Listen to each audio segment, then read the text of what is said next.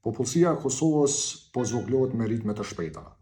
Nga viti 2022 deri në vitin 2023, popullsia ra për 1%, një nga normat më të larta të rënjes në botë.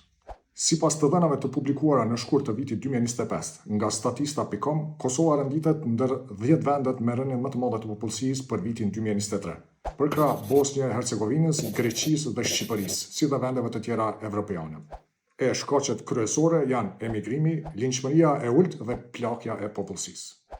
Mirpo, nisur nga këto të dhëna, ky fenomen nuk është unik për Kosovën, sepse edhe Evropa është i vetmi kontinent që po humb popullsi.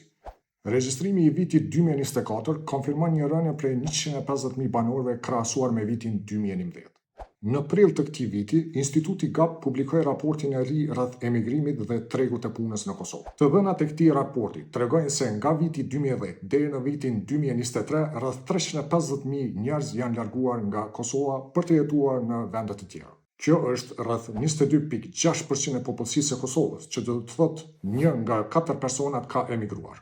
Në të njëjtën periudhë, rreth 99.000 njerëz janë shpërngulur për të jetuar në Kosovë. Këtu përfshihen qytetarët kosovarë që janë kthyer nga jashtë dhe qytetarët e huaj që janë vendosur për të jetuar në Kosovë.